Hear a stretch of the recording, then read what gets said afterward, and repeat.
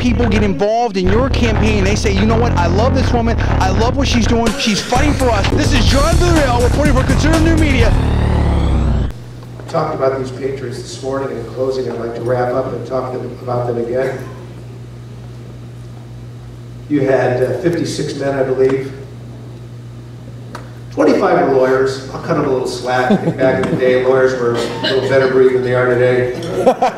They weren't chasing ambulances.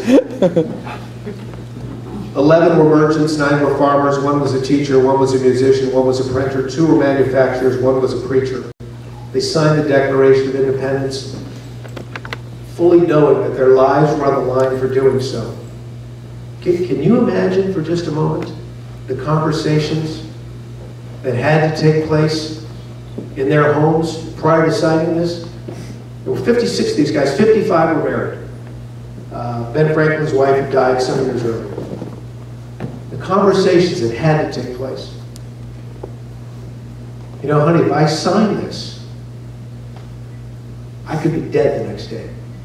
The Brits will come after me, and they'll come after you. And they'll come after our kids. What should I do? There were 55 women that looked those men in the eye and said, sign it. Sign it. Fully knowing the consequences thereof. And the consequences for many were grave. I love the story at the Battle of Yorktown. Thomas Nelson, he was returning from Philadelphia to join General Washington just outside of Yorktown. The battle's raging. He had a beautiful estate, Nelson did. And General Cornwallis of the Brits had taken over this guy's plantation, his farm, his house, everything. And was treating all of his workers, aka slaves, very poorly. And many had run away, but some were still there. They were living in the slave quarters. And the house was filled with the Brits. And Thomas Nelson noticed that in the battle that was waging, of course they were trying not to harm the slaves and their quarters, but they also weren't shooting the cannon at Nelson's home. Nelson said, what are you doing? Cornwallis is in that house.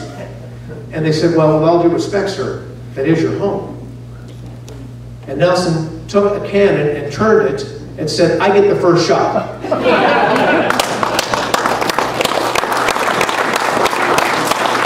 And then he started paying men to hit his home. And they totally destroyed his home. Totally destroyed his home.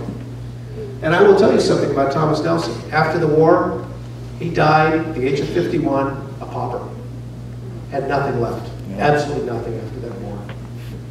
I'll tell you the story about Richard Stockton, New Jersey State Supreme Court Justice. He signed the Declaration, rushed back to his home near Princeton, and he found that his family had been betrayed by a Tory sympathizer. And as soon as he made his way onto his property, he was immediately apprehended by the Brits. His family had been taken prisoner. Some of the children ran and escaped. He was locked up, treated so poorly, almost starved to death. When he was released, he was no longer able to find his wife, never found his 13 children, and he died weeks after his release. Some say he died of a broken heart. He was a relatively young man. 13 kids gone, wife gone, because he signed that Declaration of Independence. He was once a big shot. He was a Supreme Court justice. He died of a broken heart. I love the story of Honest John Hart. Same thing basically happened to him. Another man who lost his entire family and lost his wife after signing the Constitution of the United States of America, and he died broken. These are the people who founded this thing, ladies and gentlemen. These are the people who said, we swear our lives, our fortunes, our sacred honor. That's what we want for this country. And the spirit of these are rising up in the year 2010, and we're following in their footsteps. because we want to take back this great land. In my book, I write about a gentleman who called me up, wrote me a letter actually. His name was Alan, and he was telling me about his hero named Stan. And he wrote me this beautiful letter, and he said, Brian, you know, my hero is named Stan. We both went to high school together in the Bay Area. We joined the military at the same time. We both got the same orders to go to Europe. We were both in the Battle of the Bulge. And we've been best friends to this day. In the Battle of the Bulge, Alan told me, he said, I was a survivor. He said, I was scared, I was cold, but my buddy Stan received a wound to the spine and paralyzed him. Stan never complained then. Stan came home, became a VP for a B of A, married a wonderful wife, had a beautiful child, never complained. Never complained. Recently died, went to his grave, never complained. I said, this guy left me his phone number. I called him up, I said, Alan, would you come on the broadcast and we could talk about this? And he said, I would love to. And we had a delightful conversation. And he talked about serving in the 11th Armored Division, talked about meeting General Patton, who he said was rather pompous. And he talked about the gut-wrenching liberation of the Mauthausen concentration camp.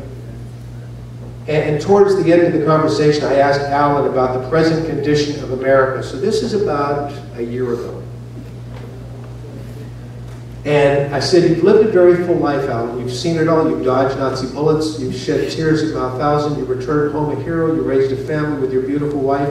And now you're witnessing your very own country being so deceived. And he said, Brian, it's 1938, and the United States is Germany. Sadly, Alan died before my book was published. But his daughter picked up a copy and picked up another copy, and I think altogether left with about 20 copies from a book signing, because she wanted the story of her dad told to as many family members as possible, because he never shared this with them. His time on the radio with me was the very first time. She'd never heard any of this before, but she always knew that something special was in her father's heart. See, the good news, in my opinion, is it's looking less like 1938 and more like the spirit of '76. It's 2010, and we are going to take back the United States of America. We're going to get back to constitutional principles. We're going to draw near to the Constitution. We're going to hold tight to the pillars of morality and virtue. We are going to be willing to risk our lives, our fortunes, and our sacred honor. And we're going to give thanks to Alan and Stan and General Stockton and Thomas Nelson and their wives and their children who paid the price for the freedoms that we enjoy today. We're going to take it back, ladies and gentlemen. And with tea parties like this, it's going to happen. 2010 is going to be a great moment in the United States of America's history.